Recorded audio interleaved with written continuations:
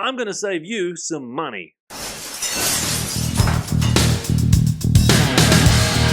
What's going on? Welcome back to the channel. I am Rob. I just got back from Captain America Brave New World, and this is a non-spoiler review. Let's talk about it. I'm going to give you the goods, I'm going to give you the bads, and I'm going to give you there's no in-betweens. There's just good and bad. But no spoilers, that's the main thing. I'm going to let you know if you should save your money or not. I just got back from the early screening of the packed cinemas for Captain America Brave New World.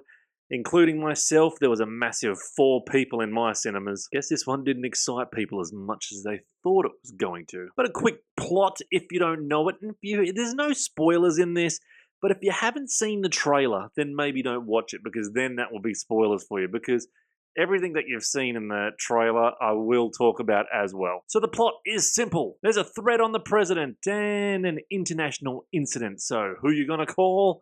Captain America #2. It's not just an action, it's a mystery to be solved. Do you want to see it yet? Let's start off with the good things. The story and the plot was good. It was simple. The first half of the movie was like a who's done it. Of course you got action in there, but a who's done it. And it makes you think and it keeps you watching and engaged. Also the story of the president, how he became president, why is the president, who he was before, and how he became the Red Hulk. It's not bad. And if you don't know who Harrison Ford is actually playing, if you've seen the Edward Norton Incredible Hulk, the General Thunderbolt Ross, who was played by William Hurt in the Incredible Hulk, the one with Norton, Edward Norton that is. Well, he shaved off his mustache now. Yes, he was a hater of the Hulk, and he still says stuff in this where he hates the Hulk and he hated the Avengers, but he is the president now. He is the president now. So that's not a spoiler. That's just letting you know who Harrison Ford is and what that character is. That's him. He's playing him. And I thought that was pretty good. So that goes on the good. Casting and acting with the good, Harrison Ford, he's good. He seems like a grumpy old prick. I don't know if he plays a grumpy old prick or if he actually really is a grumpy old prick. But either way, he was good. Anthony Mackie, who plays Sam Wilson, Captain America, #2 I call him, Falcon. Look, he's good. He's good, but it's still... I'm not going to bag him. He still takes a lot of convincing to convince me that he is a Captain America. It's just really hard not to see the original Captain America anymore. So he's still good. He acts good. The good in the characters, there's nothing special. So we'll get to the bad. So they were all kind of good, but kinda. Let's just say no character in this is going to knock you off your feet. And you ain't going to want to buy the action figures. The dialogue was good. It was good storytelling. They told the story very well and easy to understand. And the cinematography looked fine as well. It looked pretty good during the fight sequences and all that as well. A lot of in-air flying stuff because, of course, this Captain America can fly. But there was some bad to that, but we'll get to that. I always like a good opening sequence, and the opening sequence in this was good. To start the movie off, it was action-packed. And that's what we want, to build the story and start the story before dialogue really has to come into it. So that was good. And surprisingly good as well, because I really thought this was going to start dog shit, but it started decent. So we'll go to action as well, and the action was good enough. The fight sequences, yeah, over-exaggerated would be the word, but it was still good. Sometimes you go, cringe a bit, but I'm not even going to put that in the bad, because the action was good all the way through when the action sequences did take place. And very fast.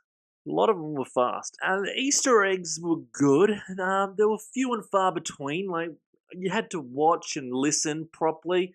A few here and there. Good enough. Nothing really bad. And nothing that's really going to make you cream your jeans over in Easter eggs. But few little bits and pieces if you listen closely.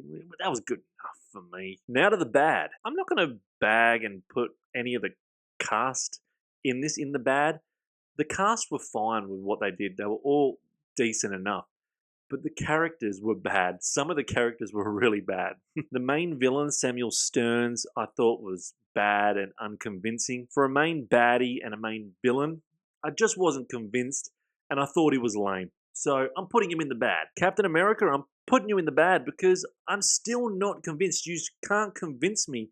Even I thought you would be able to convince me during this movie that he is my new Captain America. Sam Wilson is the Captain America. That's it, hands down.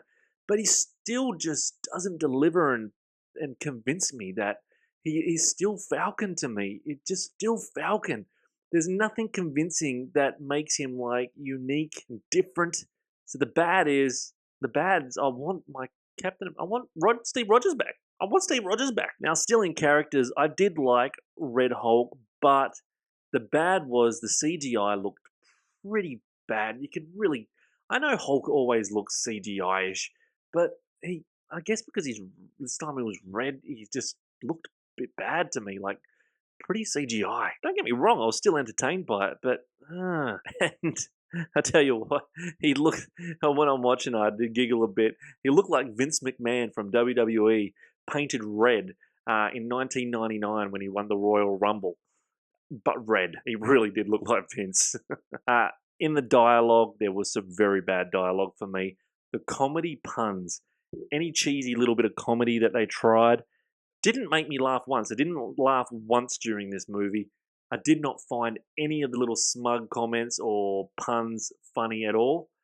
They just didn't make me laugh. They might make you laugh. They didn't make me laugh. They were pretty shit. That's just my opinion. In the cinematography, that's bad. That was the CGI. Just the CGI was bad on the Red Hulk and a few other bits and pieces with some floating robots. But yeah, I always like to look at kills when I'm watching one of these movies, action movies, horror movies, and the kills were bad. Not that the actual kills from the fight scenes were bad, but it was bad that we didn't get to see the full-on kill scenes because it's Disney. Because it's fucking Disney and they don't want to freaking show any blood. They don't want to show when the bad guy gets bashed or shot or whatever and you're not seeing the main death. So it goes to bad because you're not getting to see what we want to see. Drama and realism in this is bad. They didn't sell me with the sad shit. When they're talking about sad shit and got the sad music and trying to be serious, it didn't work. It didn't work. Not convincing, and it's not the actor's fault. I'm telling you now, it's not the actor's fault. It was the script. It was the script. Adding that shit in didn't need to be added in. It really didn't need to be added in. I know it was only little bits and pieces, but it didn't need to be added in. Why'd you do it? So that's the goods and bads. Now, did it keep me drawn in? Yes and no. Yeah, a bit split. For the yes, it was a basic story told. That was enjoyable enough to watch, so that kept me engaged and drawn in. Yes. But no also. Yeah, that's correct. No as well. Like I said, it kept me drawn in and watching. Okay, it was good enough to keep watching, but the no comes from it could have come straight to streaming. It could have come straight to streaming, this movie. And this was on my mind the whole time I was watching, going, why did this come to the cinemas? It could have come straight to, I know we all don't own Disney Plus, so, but it could have come to one of the streamings straight away. So that part pulled me away from the engagement and drawn in, but it was still good enough. That doesn't make sense, you freaking dickhead. Makes sense enough to me, alright? How it left me feeling was, I was glad I watched it. I was. What I wasn't happy about was after the post-credit scenes, then it goes to proper credits and we don't get that bonus. Then you have to wait. I started leaving and people are still sitting there, so they must have read something. So you got to wait the whole fucking credits for an average 30, 60 seconds, something like that. But I was like, you could have done that after the post-credits.